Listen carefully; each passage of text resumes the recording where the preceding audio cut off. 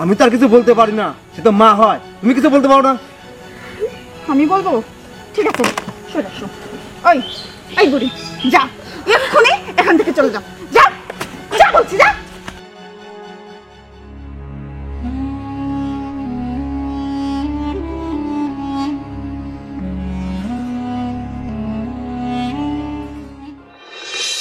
এই মধুখালী গয়েশপুর আর একজন হইলেই চলে যাব।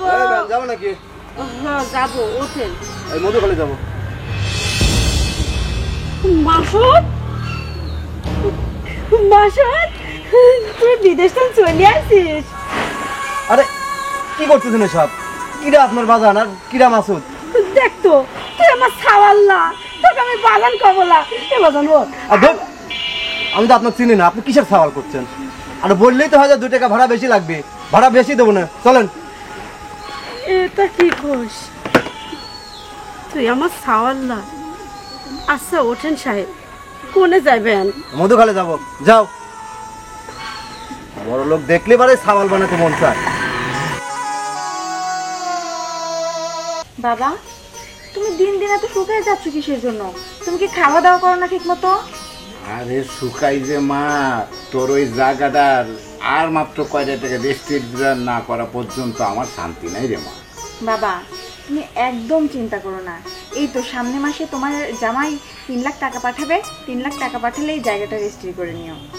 আচ্ছা মা, তুই তাড়াতাড়ি ব্যবস্থা কর। আর তোর শাশুড়ির অবস্থা কি? শাশুড়িকে তো পাঠাইছি ভ্যান চালাতে। বাবা প্রতিদিন ভালো টাকা ইনকাম করে তো। কতক দিন হচ্ছে 300, 400, 500, আবার কিছুদিন 700 করেও দেয়। মানে প্রতিদিন মনে করো 300-র নিচে একদিনও নিয়ে আসে না। তার টাকা পয়সা তোর হাতে দেয় তো? কি যে বলো না বাবা, ও টাকা পয়সা আমার হাতে দেবে না। টাকা পয়সা হাতে না দিলে ওর গলায় ধরে আমি একবার কেড়ে নেব। হ্যাঁ, একটু টাইটের পর রাখিস। জামাই যতদিন বিদেশ থাকে ততদিন এইভাবে রাখিস। আর শোন, যে জন্য আমি আসছি, ওই যে 25 লাখ টাকা হয়েছিল, ওরা আরো 1 লাখ টাকা বেশি চাচ্ছে রে মা।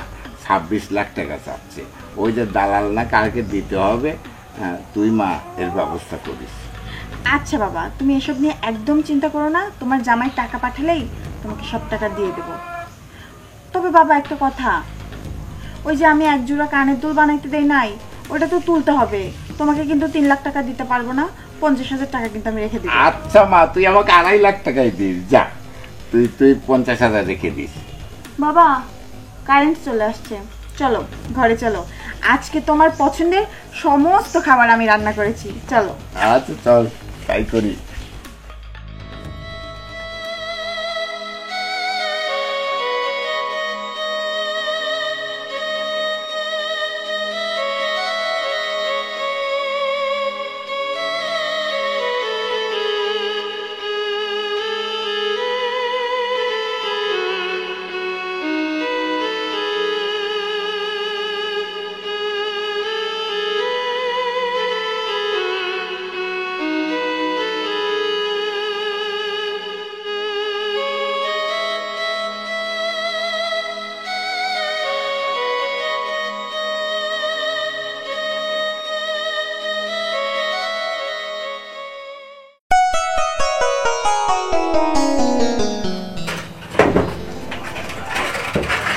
আখি, আখি, আরে কই গেলা? ওগো তুমি আসছো? ভাই আমি আইছি। কি ব্যাপার, তুমি এত শুকিয়ে গেছো কিসের জন্য? নিশ্চয়ই খাওয়া দাওয়া করো না, তাই না? আর বলো না, আরে প্রবাস জীবন কি সুখের নাকি? আর খাওয়া দাওয়া করার সময় আছে? তখন তো যা এখন টাকা ইনকামের জন্য গেছি। আর শোনো, আসার সময় বুড়ির সাথে দেখা হয়েছিল। বুড়ির সাথে? কোন বুড়ি? আরে মার সাথে দেখা হয়েছিল। আরে ওর গাড়িতে তো আসলাম। আচ্ছা তারপর? তারপর আর কি, আমার ছেলে বলে স্বীকার করতেছে, ছেলে ছেলে বলে ডাকতেছে, বাবা করছে, আমি পাত্তা দিই নাই। ঠিকই করেছো। শোনো, তুমি তো প্রবাসে ছিলে তাই তোমাকে সবকিছু বলি নাই। তোমার মা এত খারাপ, আমি এগুলো মুখেই আনতে পারি না। তোমার মায়ের চরিত্রেরও দোষ আছে, তুমি জানো? তোমার মা পাড়ার মুরব্বীরে ডেকে এনে কি যে ফষ্টি নষ্টি করে। এগুলা কি বলা যায় বলো? আর এই জন্যই তো তাকে শিকারিত করে নেই আমি। ভ্যান আলার যা কাম, ভ্যান এসে না বাঁধেছে, টাকা দিচ্ছে, চলে গেছে। আচ্ছা তার আগে বলো আমার জন্য তুমি কি এনেছো? আরে সব আনছি, আর তুমি যা যা লিস্ট পাঠাইছো সব কিছু ওই ব্যাগের মধ্যে আছে। শোনো, একটা জিনিস যদি আনতে ভুল করছো না তাহলে কিন্তু একদিন করে দূরে সরাই দিব। আরে একদিন মানে কি, তুমি 1 মিনিটের জন্য দূরে সরাইতে পারবা না। আর লিস্ট করতে যদি তুমি ভুল করো সেটা তো আমার কিছু করার নাই। তো আচ্ছা চলো। হয়েছে, চলো। একটা পেশেন্টারও তো পাচ্ছি। কি অবস্থা বিয়েন, কেমন আছেন? ভালো আছি। আমার মেয়ে টাকা পয়সার কথা যা বলেছে ঠিক মতো কাজকাম করতেছেন তো? করতেছেই তো, রেজেকের উপর তো আর কারো হাত নেই বিয়াই। হ্যাঁ, ঠিক মতো কাজকাম করে মেয়ের হাতে টাকাগুলো দিয়েন। থাকেন, মোড়ের থেকে চা খায় আসি। আমার সাওয়ালের টাকায় ফুটানি করে, আবার বড় বড় কথা আমাকে শোনায়। তাই রে মানুষ। সত্যি বলছো তুমি? এবার বিদেশ গিয়ে 2 বছর থেকে চলে আসবা? মাসুদ, কিরে বাবা, ভ্যানের পর দেহা হইলি একটা কথাও কলো না, পরিচয়ও দিল না। আবার কি করলো, ভ্যান ভাড়া দিয়ে থুয়ে আসলো। মা কোনো সময় ভ্যান ভাড়া দেয় ক? হাত ছাড়াও। এই তোমার কি মাথাটা নষ্ট হয়ে গেছে নাকি? যত লোকের ভিতরে আমি পরিচয় দেবো তুমি আমার মা? ও, পরিচয় দেওয়া যায় না? না। আমি মা। আমি ভ্যান না চালাইলে কি করবো ক? ভ্যান না চালাইলে তো আমার পেটে ভাত যায় না, এক মুঠ ভাত জোটে না। তার জন্যই তো আমার ভ্যান চালান লাগে। এতদিন পর তোকে আমি দেখলাম, আমারও তো মন চায় আমার বেটাটাকে আমি একটু বুকে জড়াই ধরি, একটু আদর করি। আর তুই কিনা আমাকে ওরকম না চিনার ভান করে বাড়ি চলে আসলো। আমার কি কষ্ট লাগে না? আহা, বারবার একই কথা শুনতে আমার ভালো লাগে না। কে তোমার ছেলে? আর তুমি আমার মা। কিসের মা? আমি তো তোমাকে মা বলে স্বীকারই করি না। তার মানে তুই তুই আমাকে মা বলে স্বীকার করিস না? সেই এতটুকু রাইখে তোর বাপ মরে গেছে, আমি দ্বিতীয় বিয়ে করিনি। তোর কষ্ট হবে, তো কিনা দেখবি সেই কথা মনে করে তো কাঁধের পর ঝুলাই, জানি ওনার পর বাইধে কাঁধের পর ঝুলাইছি। ঝুলাই না, অন্যের বাড়ির কাজ করেছি, অন্যের খেতে কাজ করেছি, করে করে তো মানুষ করেছি। এত কষ্ট করে টাকা গোছায় তো প্রবাসে পাঠাইছি, 2টা ভালো মন্দ খাবো। আলু ভাতটা দিয়ে ভাত খাইতে খাইতে পেটের ভিতরে কড়া পড়ে গেছে। কত ভালো মন্দ খাওয়ার আশায়, ভালো থাকার আশায় তো প্রবাসে পাঠাইছি। আর সেই পুরস্কার হিসাবে তুই এখন পরিচয় দিচ্ছিস না। আজকে না তুই বইয়ের কথা শুনে মায়ের সাথে পরিচয় রাখতে চাচ্ছিস নি? দেখছো তোমার মায়ের সাহস কি করে হয় আমাকে অপবাদ দেওয়া? আমার জন্য নাকি তুমি তোমার মাকে দেখতে পাও না? আমি কি তোমাকে বলছি যে তুমি তোমার মাকে দেখো না? হ্যাঁ, তোমার মা এত বড় কথা বললো। তোমার মা কি সব যে করে বেলায়, আমি কি কখনো তোমাকে বলছি? হ্যাঁ, তোমার মা ওই যে বললো না বিয়ে করেনি, কেন বিয়ে করেনি বোঝো না তুমি? সিসি বোমা, এসব তুমি কি কও? নিজের চরিত্রের সাথে তুমি আমার চরিত্রের এক করতে চাইছো। দেখছো তোমার মা আমার চরিত্র নিয়ে কথা বললো। এই তুমি কিছু বলছো না কেন? তুমি জানো না তোমার বউয়ের চরিত্র কেমন? আমি তো আর কিছু বলতে পারি না, সে তো মা হয়। তুমি কিছু বলতে পারো না? আমি বলবো? ঠিক আছে, সরে আসো। এই বুড়ি, যা এক্ষুনি এখান থেকে চলে যাও। যা যা বলছি, যা।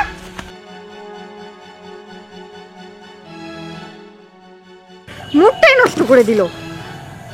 আচ্ছা, আমরা কি যেন বলতেছিলাম? তুমি 2 বছর থেকে একবারে চলে আসবা, আর যাবা না? না, ভাবতেছি 2 বছর পরে এসে বাড়িটা 5 তলা ফাউন্ডেশন দিয়ে করে 2 তলায় আমরা থাকবো, আর 3 তলা ভাড়া দিয়ে দেবো। আর বাজারে পরে একটা দোকান মোকান দিয়ে ব্যবসা বাণিজ্য করে খাবো। হ্যাঁ, ভালোই হবে। শোনো না একটা কথা। আচ্ছা, কি বলবো বলো? আমি শুনেছি যে তোমার একটা ভাই আছে, এটা কি সত্য? ভাই ছিল, সে 20-30 বছর আগের কথা, সে চলে গেছে আর খোঁজ খবর নাই। তো হয়তো মরে গেছে, এতদিন বাঁচে থাকলে তো আসতে। ওই বাদ দাও সব কথা, আমার গলা শুকায় গেছে। তো যাও না, একটা কফি নিয়ে আসো। আচ্ছা ঠিক আছে, তুমি বসো, আমি কফি নিয়ে আসি। আচ্ছা ঠিক আছে।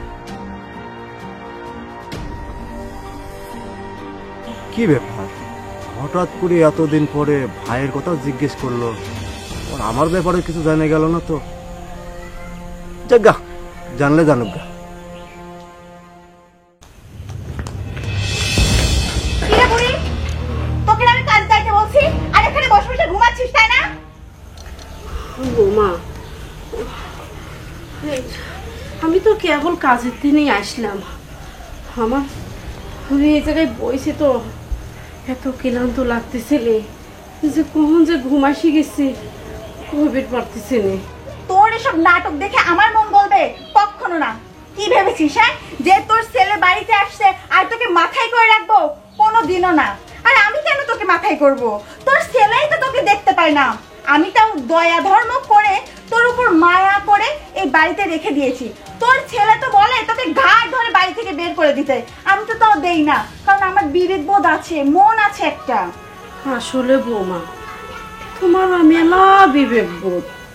সত্যি বিবেক করি এই বাড়ির থাকতে দিছাও বলে এক মুঠ খাইবের পারি, মাথার উপরে একটা ছাদ পাইছি, না হলে তো রাস্তায় রাস্তায় দিন কাটানি লাগতে। সত্যি বৌমা, তোমরা দুজন খুব ভালো মানুষ। এত ভালো মানুষ দেখে আর স্বামীর ভিটাত বসত করতে পারতেছি। শোন, তোর এসব রঙের কথা না আমার একদম শুনতে ইচ্ছা করতেছে না। শোন, কালকে যে 300 টাকা দিয়েছিস না, আজকে যদি 500 টাকা না দিছিস তাহলে তোর খবর আছে। এটি কি করলে? 500 টাকা কোনতেন দেব? যদি 500 টাকা হয় তবে তো দেব। সবই তো রেজে, এমনও তো হতে পারে 700 টাকাও হতে পারে। সেই 700 টাকা এনেই তো তোমার হাতে দেই। এমনও দিন আছে 800 টাকাও দিছি, 900 টাকাও দিছি, কেউ দেয়নি। কাল 300 টাকা হয়েছিল তাই 300 টাকা দিছি। শোন, এত কথা শুনতে চাচ্ছি না। তোর যে ভ্যান ভাড়া দিতে হয় প্রতিদিন 150 টাকা, সে 150 টাকা দেওয়ার কয় টাকা বাঁচে? আজকে যদি 500 টাকা না দিছিস তাহলে বাড়ির গেট তোর জন্য একবারে বন্ধ করে দেবো, আর কোনোদিনও ঢুকতে পারবি না। বৌমা, আমার সাওয়ালটা প্রবাসে থাকে, লক্ষ লক্ষ টাকা কামাই করে, কিন্তু আমি রিক্সা চালাই। রিক্সা চালাই টাকা আনতে পারলে তবে ভাত দাও, না হলে দাও না। কে বৌমা, আমার সাওয়ালের টাকার খাওয়ার অধিকার কি আমার নেই? একটা টাকারও তো কিছু আমাকে দাও না।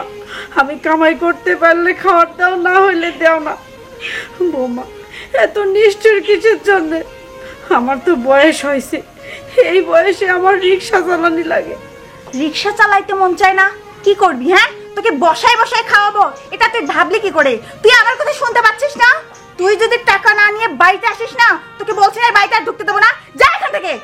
বৌমা, ওই উপর আল্লাহ একজন আছে, আজ আমার সাথে যে আচরণগুলি করতেছ একদিন দেখে এগুলি তোমার সাথেও হবে। তোমারও যখন সন্তান হবে না তখন তারাও তোমার সাথে এরকম করবে। এই ছোট লোকের বাচ্চা, তোর সাহস হয় কি করে? হ্যাঁ, তুই তোর সাথে আমার তুলনা করতেছিস? হ্যাঁ, তোকে ভালোই ভালোই বলতেছি, তুই এখন এখান থেকে যা। মেজাজটা কিন্তু এমনিতেই খারাপ আছে, নইলে একবার যা এখান থেকে, যা।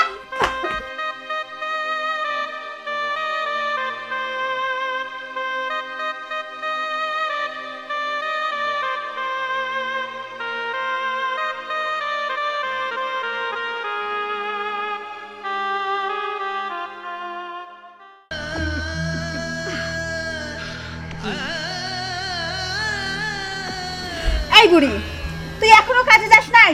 এই, তোকে না কখন আমি বের করে দিছি যে যা কাজে যাও, এখন যাস নাই কিসের জন্য? হ্যাঁ, এতটা নির্লজ্জ কেন তুই? বৌমা, আজকের মতো আমাকে ছেড়ে দাও। আমার রান্না কাজে যাওয়ার মতো শরীরও নেই, ওই মনটাও নেই।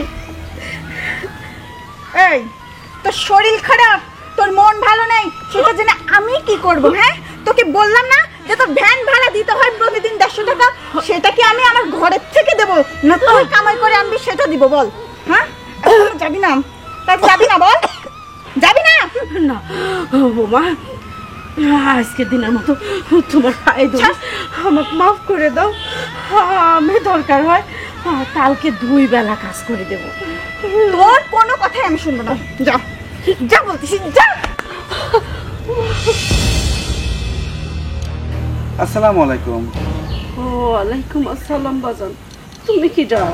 না, আমি আসলে এখানে একজনের খোঁজে আসছি। আচ্ছা, এখানে ওই রিজাদের বাসাটা কোথায়? এটাই তো বাজান। এইটাই মানে ওনার ওয়াইফ? অনামিকা। হ্যাঁ, অনামিকা। আর আমি ওনার সঙ্গে দেখা করতে আসছি। হ্যাঁ, আমি সেই অনামিকা। তুমি খুঁজতেছ কে? তোমার বয়সে নেই বাজান। আমি আমাকে চিনতে পারতেছ না মা? আমি তোমার হতভাগা ছেলে। মা, হ্যাঁ, তার মানে? আমি মর্তুজা। তার মানে তুই আমার সেই হারাইয়া যাওয়া সন্তান মর্তুজা। মা, আমি ওই সেই স্টেশনে গেছিলাম। তারপরে আমি কোথায় চলে গেছিলাম আমি জানি না। পরে এক ফরেনার, সে আমাকে দেখে ও খুব ভালো লাগে। পরে নাকি ও আমাকে নিয়ে চলে যায় ইটালি। তারপরে ওনার কাছে আমি মানুষ হয়েছি। তার কাছ থেকে অনুমতি নিয়ে আমি দেশে আসছি। মা তুমি বেঁচে আছো মা? ওরে বাজার, আমি বাঁচে আছি হয়তো তোর এই মুখটা দেখার জন্যে আল্লাহ আমাকে বাঁচা রেখেছে। হে আল্লাহ, তোমার কাছে হাজার হাজার শুকরিয়া যে তুমি আমার সন্তানকে ফিরিয়ে দিছো। আমার আর কিচ্ছু চাওয়ার নেই আল্লাহ, তুমি আমার কোলটা আবার ভরাই দিছো। মা, ওনারা কে? ওনারা কি মানে? আমি ওনার ছেলে, এই বাড়ির সন্তান, আর উনি আমার ওয়াইফ। তার মানে মা, আমার পরে আমার ছোট ভাই হয়েছে। ওর নাম কি? না রে বাবা, তোর আর কোনো ছোট ভাই হয় নাই। তুই যখন স্টেশনে হারাই গেছিস, তোর বাবা প্রায় সময়ই স্টেশনে এখানে সেখানে তো খুঁজতে যেত। একদিন খুঁজতে গেছে তোকে, গিয়ে দেখে এইটুকু একটা ছেলে বাচ্চা স্টেশনে পড়ে আছে। তখন তোর বাপ ও কোলে করে নিয়ে আসে আমার কোলে তুলে দিল। কইল, নাও, তোমার এক সওয়াল হারাই গেছে, তাতে কি আল্লাহ তোমাকে আরেকটা সওয়াল দিয়েছে। আমি তো ও বুকে জড়াই নিয়ে এই কয়টা বছর বাঁচেছিলাম, কিন্তু ওকে এত কষ্ট করে লালন পালন করে বড় করেছি রে বাবা, কিন্তু ওকে আমি মানুষ বানাতে পারিনি। হোক মানুষ বানায় হোক প্রবাসে পাঠাইছি। আর ওর বউ আমার দিয়ে ভ্যান চালায়, ভ্যান চালানোর টাকা নিয়ে এসে দিলে তারপরে আমাকে খাইতে দেয়। জানিস বাবা, 500-700 টাকা না হইলে আবার মারধরও করে। তুই তো কেমন একটু দেখতে পাইনি। মা, হয়েছে, আর তোমাকে বলতে হবে না। আমার যা বোঝা আমি সব বুঝে ফেলছি। আমার ধাক্কা দেখেই আমার সব বোঝা শেষ। আচ্ছা ভাই, তুমি একটা কথা বলো তো।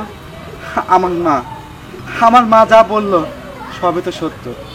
হ্যাঁ, তোমাকে আমার মা নিজের সন্তানের মতো করে মানুষ করছে, তোমাকে লালন পালন করছে, তোমাকে প্রবাস পাঠাইছে। আর তুমি কি না সেই মাকে দিয়ে রিক্সা চালাও, তার কামাইয়ের টাকা তুমি খাও। শোনো, আমি তার সন্তান, আর যাই হোক আমার মা এতটা কষ্টে থাকবে সেটা তো আমি মেনে নেব না। আর এই বাড়িতে তোমাদের তো কোনো স্থান নেই। তোমাদেরকে এই মুহূর্তে এই বাড়ি থেকে বের হয়ে যেতে হবে। আর যদি না যাও তাহলে তোমাদের বিরুদ্ধে কিন্তু আমি আইনানুগ ব্যবস্থা নেব। মা, চলো ভিতরে চলো।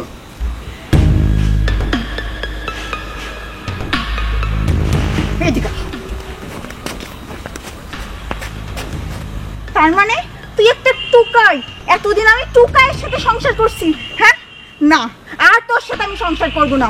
তোর মতো একটা টুকায়ের সাথে আমি সংসার করব? শোন, আমার যা যা গুছাই নেওয়ার সব গুছাই নিছি।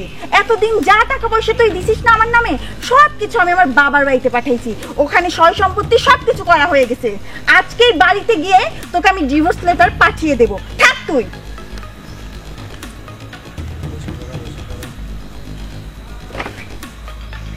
হায় আল্লাহ, আমি এদিকে কি করলাম? লোভ করতে যায় আমি সব হারাইলাম। একটা কথাই আছে, লোভে পাপ, পাপে মৃত্যু।